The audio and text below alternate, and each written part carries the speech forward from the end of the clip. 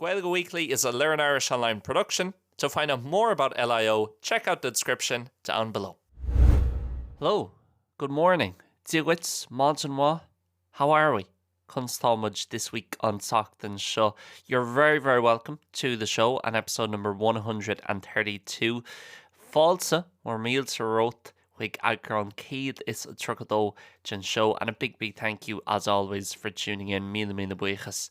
Mars ganach as a bheith ag túnal is deach.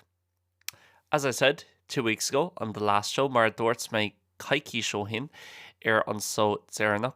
We were never going to do an episode last week. We were taking it as a week off. Ní raibh riomh chun show nó agron a dhéanamh an Seachtain Sicáta, mar bhí sé mar Seachtain Sir doing. Wasn't really a week off because I was busy at work, bulk recording, a lot of other stuff.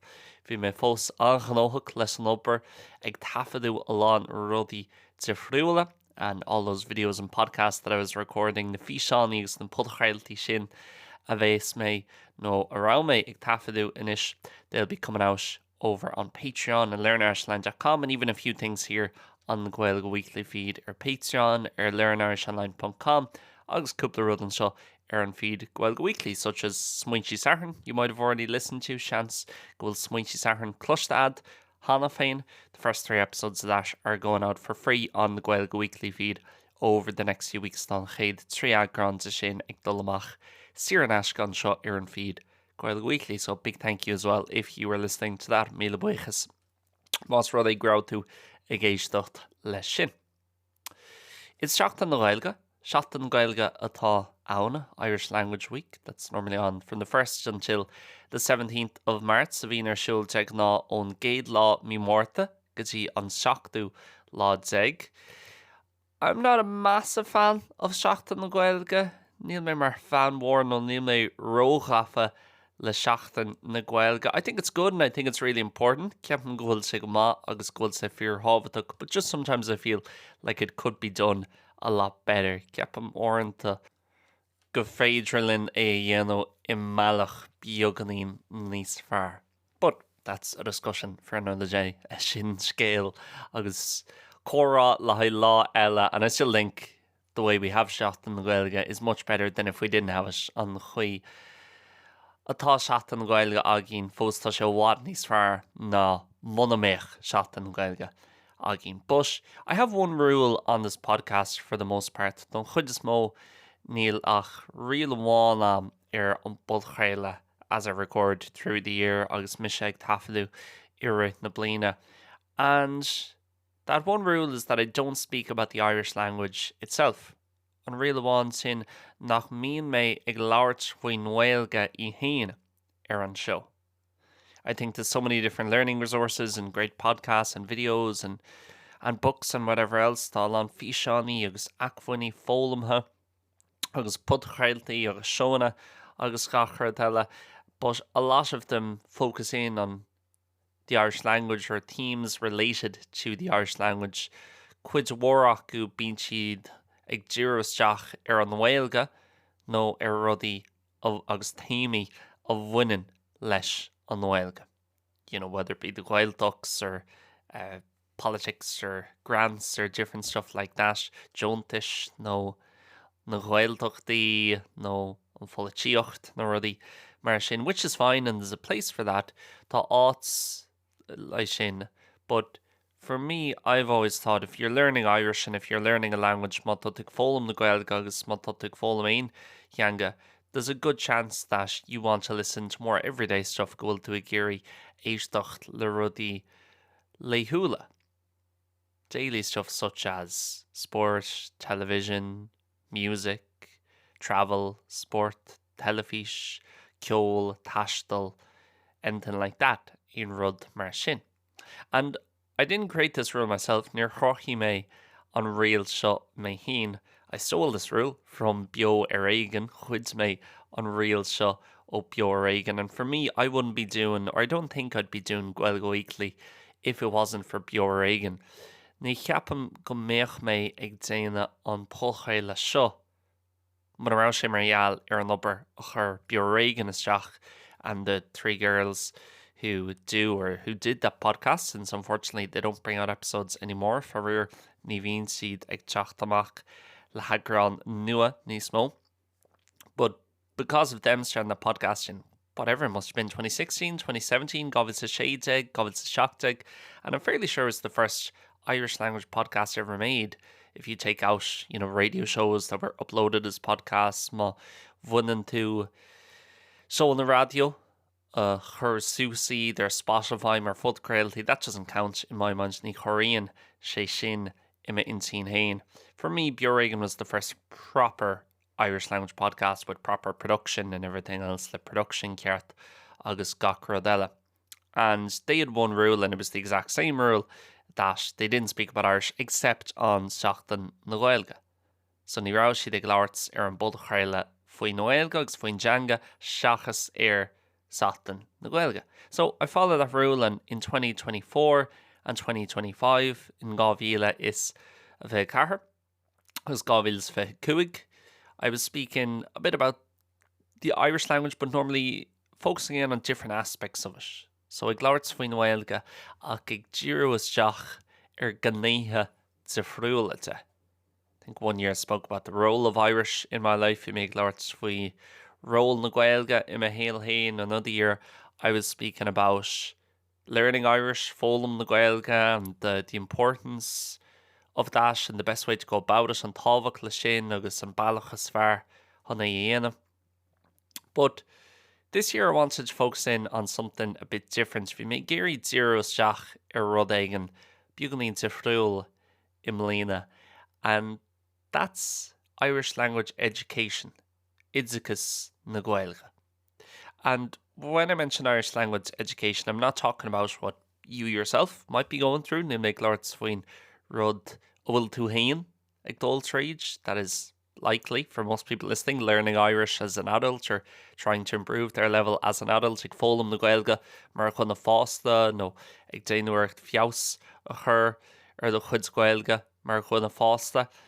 That's brilliant, and I've literally just talked about that on episode 1 of Smuinty Saturn, which again is for free in this Gaeilge Weekly feed, éasca sa feed Gaeilge Weekly. But I want to talk more so about the schooling system in Ireland and the Irish language, agus an Gaeilge sna scoile in Éireann, agus an chóras Oideachas, the education system, specifically around the Irish language. Listen, we all know, and by the way, this episode, I know a lot of people listening in the US and Canada and different places who aren't Irish, agus ní Éireann shiv, and maybe didn't grow up or even have never been to Ireland. Irish people will be amazed bheith iontas alán Éireann how many people who didn't grow up in Ireland are interested in learning Irish. An méid sima atá ag daoine tíomh mu a Éireann agus nóir tógu in Éireann iad. An méid sima atá acu sa Gaeilge a ólam. And maybe it's because again, they didn't have to learn it at school and didn't go through this negative experience. Beidir tá sé sin marall nach ráhar who ia ólam scoil agus, ní dheacaigh siad an negative experience and says aspers dúilteach in air brackets, air quotes, sin rud eile. Sounds like something from a basketball game. But this is probably one of the reasons, why sean smá gúil sa sin mar ceann na fána cén fá. And for you guys listening today, I'm talking about very Irish stuff and stuff specific to the Irish education system. I'm not going to explain every term, níl mé chun gach term nó gach focal a bhíonú. So apologies if you're a bit lost. Next week's episode will be way more universal. Cínsa go mbeidh an episode an tachtain seo gan bhfad níos universal mar a déarfá. And you might still learn something from it anyway. Chance go fála móid tú rud éigean as arénos. But what annoys me around the typical conversation you hear in relation to the Irish language and schools and schooling system, the education system, on course Oideachas, on Gaeilge, agus Gaeilge sna scoileanna, agus an chorát typical a bhí acu, is it's these same throwaway lines again and again and again. Na línsa says throwaway an éasca le rá, very easy to say lines normally said by people who don't actually have that good a knowledge in terms of how Irish works in the education system. Teag ná dearan daoine nach bhfuil is acu cin chuí oibríonn Gaeilge sa chóras oideachas, but they're the ones who get the chance to speak about the topic sheets and a bhíon mar na daoine a bhíon seans acu chun labhairt faoin topic agus labhairt faoin téma. And there's all these lines such as the leave insert, which I will explain this term for people who aren't from Ireland, daoine nach as éireann. Shiv, the leave insert is the last exam that everyone does before heading into university at around the age of 18. Hartar ish 18 din daoine an leave insert an Oideachas as Gaeilge. The Oideachas is the Irish translation for it. And there's all these, again, throwaway lines such as, we need to put more of a focus on revolutionising the Irish leaving cert syllabus, whatever that means. You know, these people never go into detail ní haon na daoine seo isteach is sunraí riamh. There's also a line, we need to put more of a focus on speaking the language. Okay, how? Why? Give me more, please. But no, they never do. Ní bhíonn siad ag tabhairt níos mó riamh. There's always one about less poetry, and it has to be more modern, so people are more interested. Yeah, fair enough, but again, it's quite a simple take. Says term "soch simply" doesn't really have any basis, or it's not backed up by anything. And more than anything, rather than specific arguments, in áit argónsaí le maidir leis an Oideachas in relation to the leave insert. The thing that annoys me is the fact that while we have these conversations around the Irish language in the education system, nuair bhíonn na córáite seo agin faoin Gaeilge sa chóras oideachais. And by the way, it's great that we do have them, because in a lot of countries with these minority languages, I'm sorry, Irish is a minority language, in lán tíortha, maidir leis na mioncheangacha seo agus brónarm ach tá Gaeilge mar mionhanga. That's not an opinion, that's just statistically it is. Maidir le statistiki, tá sé in a mionheanga. In a lot of places, they don't even have these conversations.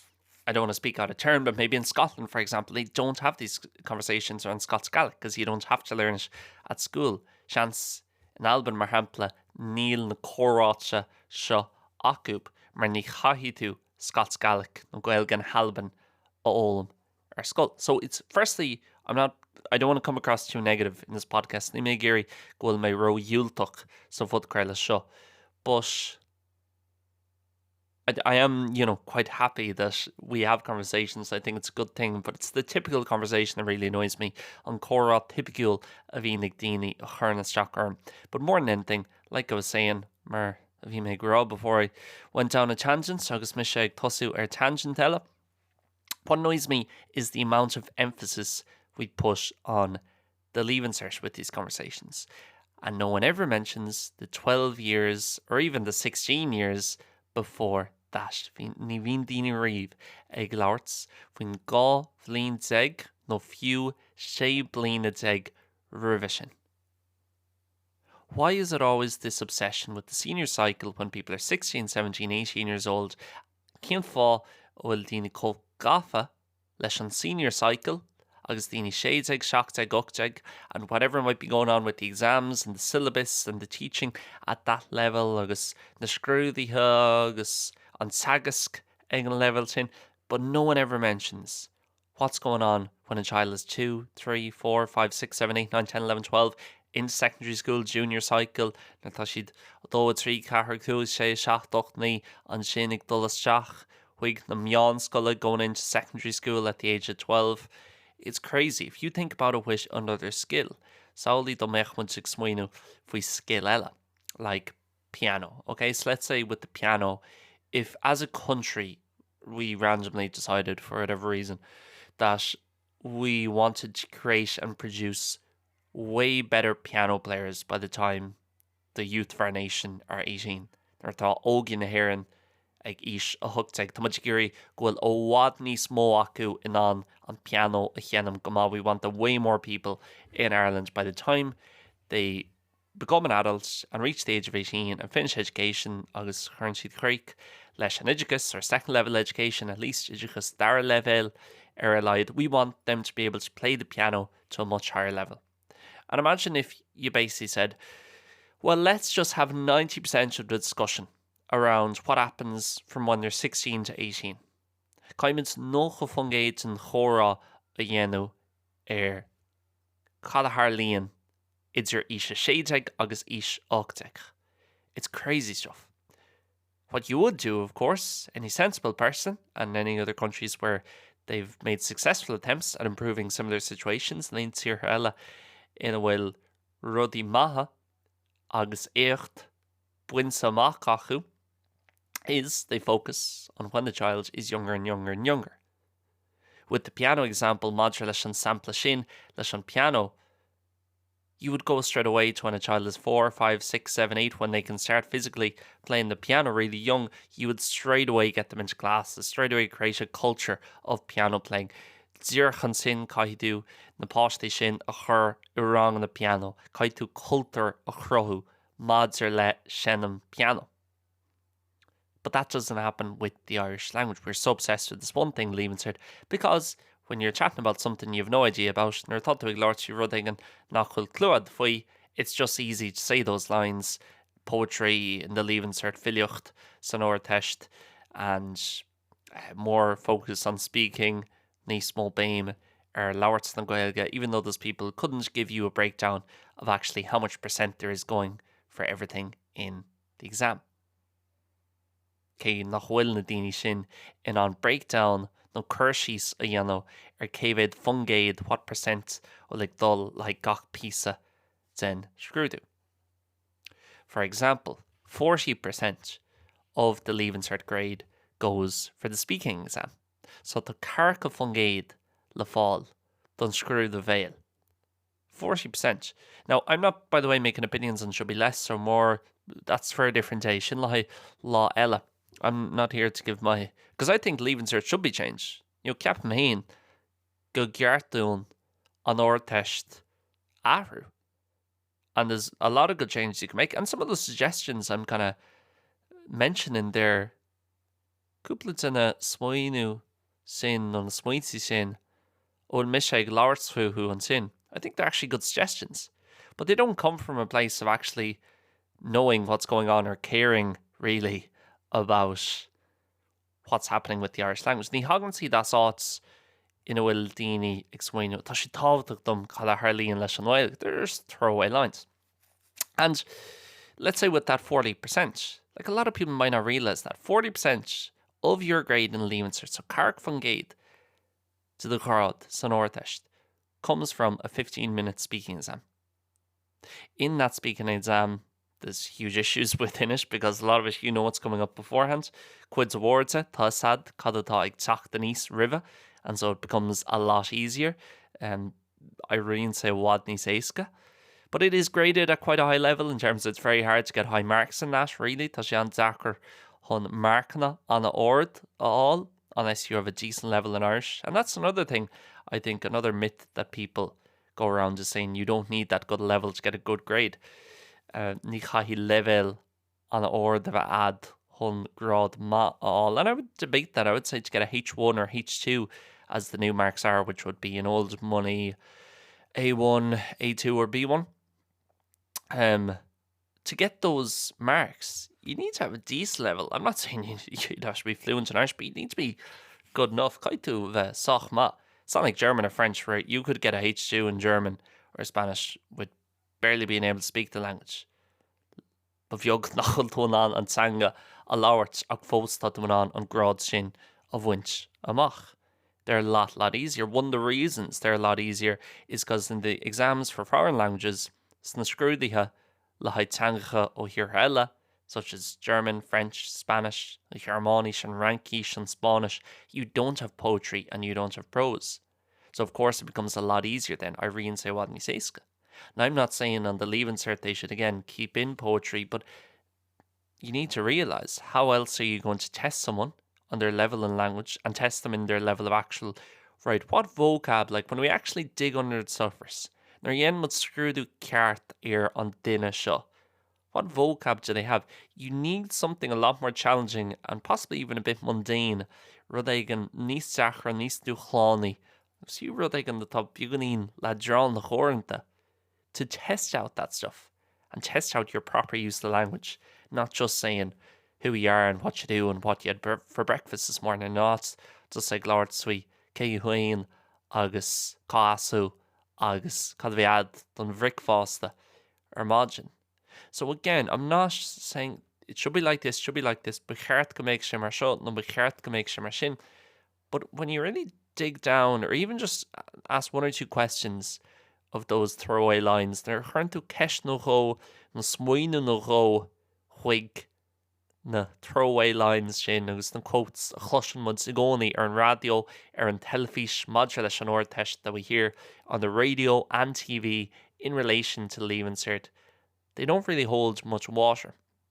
Now, I'm not translating that into Irish. Níl sin ná mór an éasca a chuine, okay? Níl siad ró láidir. They're not that strong debates, I think. And again, by the way, as always on Gaeilge Weekly, this is just all my opinion. Sure, my term, agus sometimes I may hype it up to make the podcast seem a bit more entertaining.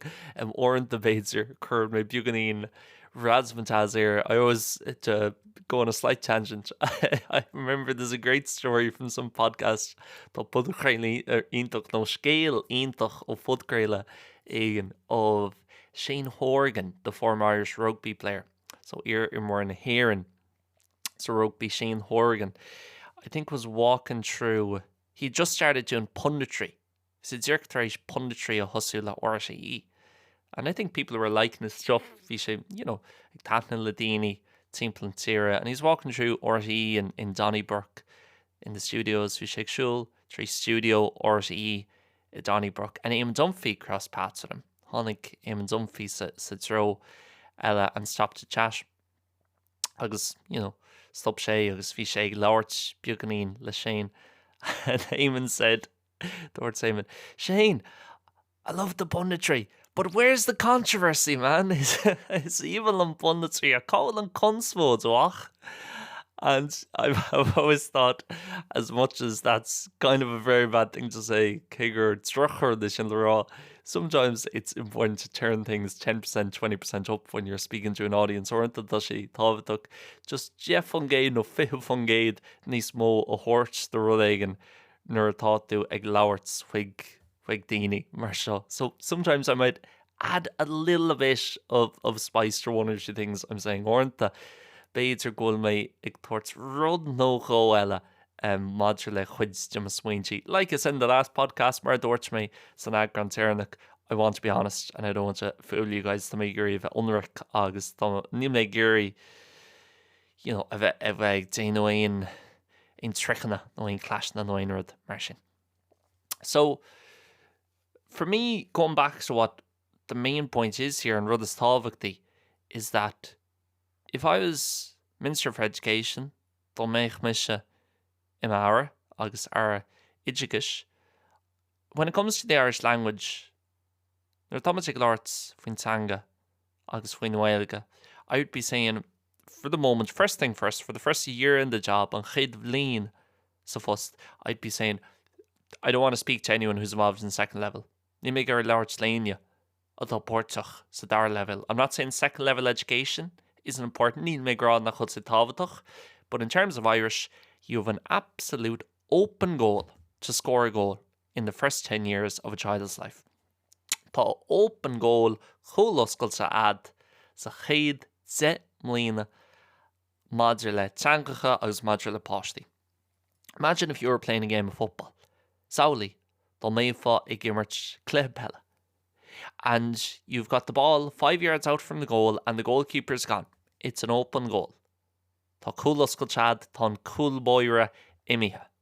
What would you do? Would you wait until he comes back in a few years, or would you take your shot now and score the goal? I think we all know what you do. Ceapan go le sagin galéir an rud a dhéanfá. And that's what's happening with the Irish language in education and in the education system in Ireland. Sin an rud a bhfuil ag tarlú inis, and that has been happening for years. Tá ar siúl le blianta nús sa chórais Oideachas in éireann. what we're doing is we're looking at the first 10, 12 years. And of course, listen, Gaeilge schools have been brilliant, and the Gaeilge school model is basically what I'm talking about here. On model Gaeilge school, Sin and Rhoda will make large fin show. They've done it right in terms of surrounding a child with Irish when they're young. You know, onas cumai an páiste timppla leis an Gaeilge agus iad san óg. And inpush. And the child's hearing Irish, having to use Irish in the school from early on. You know, few nínras across the country, timppla tír nínras agus páistí an óg, like 3 bliana díis, no few 5 bliana díis. Agúsáid na Gaeilge, clustáil na Gaeilge, and that's where the open goal is. Because for those first 10 years of a child's life, no chéad dem líana sin. A child isn't learning a language like you're learning a language listening to this podcast. In páiste ag fólam na Gaeilge, mar atá tos ag fólam na Gaeilge agus tú ag éisteacht leis an bud chéile seo. A child is just picking up a language. It's like a sponge. It's so easy for a child.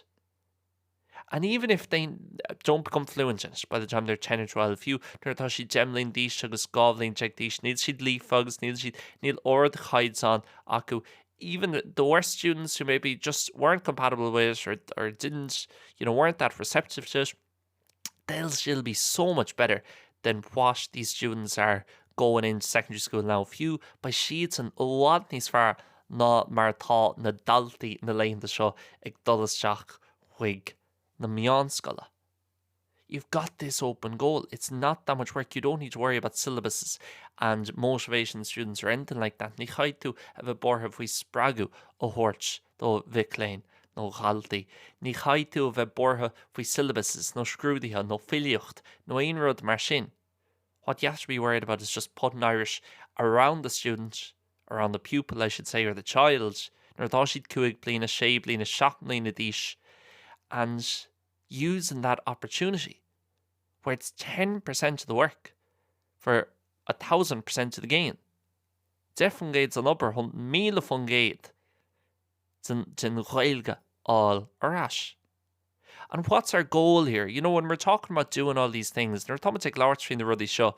Another thing that sometimes annoys me, Kianton and Ruddiella, a churn soccer, is what's the actual goal with this? For example, how many people can speak good Irish now? Like decent Irish. Doesn't have to be brilliant, but decent Irish in Ireland. Cuaig 500,000? That's 10% of the population. So that might seem high. Chance, you know, Gapandini good shin sa hord, but you factor in the Gaeltachts and people working as teachers. Not that all teachers speak good Irish, not at all. And that's a big issue as well. Shin 5 Coma is the level of Irish needed to be a primary school teacher needs to be a hell of a lot higher. Caithfí Gaeilge wadní sláds ar a bheith ag múnseirí na Gaeilge mátá siad ag géirí. No, just múnseirí bunscoile mátá siad ag géirí an Gaeilge a bhúna. And I know that's tricky because then you could be leaving people out and there might not be enough teachers, but it has to be. I speak Irish some primary school teachers sometimes been misheag lát Gaeilge le múnseirí bunscoile orintha. And no disrespect to them because it's not really their fault. Nimne ag géirí, you know, mass wins asú mar níl lucht orthúb ach their Irish level is so poor. There's go bocht sin agus go donna sin a level Gaeilge taku. Like imagine in mathematics, if you had a teacher who couldn't do 6 times 6, 36. You know, you'd be thinking, that's not good. Like, that's how are they going to teach maths to students? Cín chuí ol seeds and hun on mata, uuna, huig dalta. But of course, with the Irish, we don't think about it that way for whatever reason. Modular Gaeilge, ní bhíonn sig smuoine faoi sa bhealach sin. So if we have 500,000 people, more or less, who are able to speak the language, you know, between the Gaeltachts and then different people who've learned it, and people who work in the civil service, and people who are teachers, and students coming out of Gael schools. Let's say you have 10% of the population, who have a decent level sochma, vacu. What's our goal? That it's 1 million? That it's 2 million? That it's half the country? Latin Tira, 2.5 million? I don't know. You know, what is the goal? Because if you don't have the goal to start off with, you can forget about all the other work. One will spruchad, agus objective ad. It's very like Jarma Diana or an Goidzella to upper. Without doubt. Keensa, gone doubt. So that for me is a huge thing as well. Unless we actually decide what's the goal as a country over the next 20 years, sfihiv of our own. And just stop with this nonsense of, well, we'll provide a bit more of a grant for this thing or this more of a grant. That's going to make absolutely no difference. This is in Déardaoin. I'm not against people getting grants. I'm not against people getting money. Great. And if you need it and if you want it and it helps you out, go for it. Mata dúgéirí an rud sin agus mata dúgéirí or no má charíonn sa sin leat, fantastic. And if it helps you build a Gaeilge skull, that's going to make a massive difference based off what I'm talking about. Tá sé sin chun tíochraíocht dulmhór í bunaithe ar an rud bhfuil méid láirtfuí. But we need to as well get away from this idea that the government will solve this. The government won't. We all know that. Thosaitheoirí go léir. The government won't do much for the Irish language over the next 20, 30 years, because why would they? There's no reason for them to.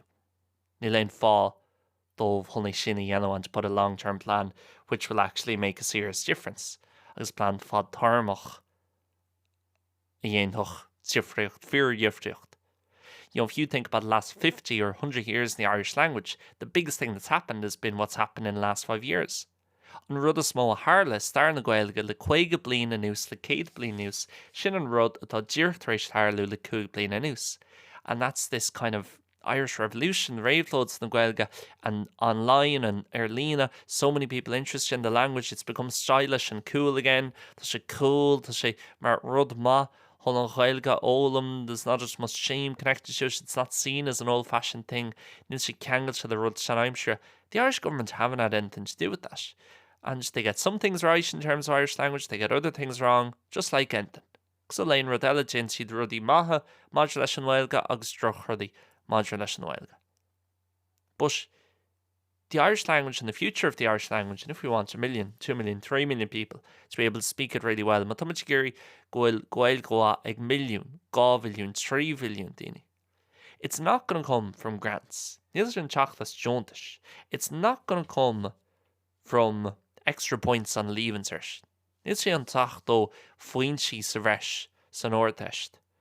It's not going to come from money. Níl sé an teach as airgid. Or it's not going to come from more jobs in the civil service. You need to have Gaeilge and níos mó pushed sa civil service cai Gaeilge a bhad. We need to get away from that. Caiimiid spiúnaín achar a chur adzarn agus an smaoine sin. It's going to come from a change in the culture. Tá sin teacht as ahrú sa culture and a change in the way we think about languages and we think about Irish and what the Irish language actually means to us. Cad a chilíonn an Gaeilge doing. But if you're a parent listening, or if you're going to be a parent over the next 5, 10 years, man tá with the hismórgus tá with éascacht, no mas rud é go maiid tú I the hismór, tíbh sé 5 no 10 mbliana. I can't, like, whatever you want to do. I'd pay rud will do Gary Déanta saying, it's not my child, ní mo fást na hí in the town. But if you want your child to have Irish, it's all about the first 10 years. After that, there's always going to be, and you know this as someone listening to this podcast, tá is sad, faoi seo, marial goil tú géisteach leis an bul chaile seo. After 10, 15, it's tough. There's a lot of work involved in learning a language. Tá lan ibre gceist le teangacha a ólam. The boat is gone, and you can learn it, no problem at all, but it takes a good bit of work. Tugann sé lan upper. And when you go to other countries, when you go to France and you hear people speaking French, even when you go to Wales, again, if we want to talk about a smaller language, matamaid géirí láirts, faoi teanga níos lú, má híonn tú go dtí an bhreat an bheag. The people who speak Welsh, they haven't learned it. Okay, some people have, but they've picked it up from when they were very, very young. Tá sí acu, ónar bhí siad anna an óg. That's where it comes from. And that will be the biggest change for the future of the Irish language.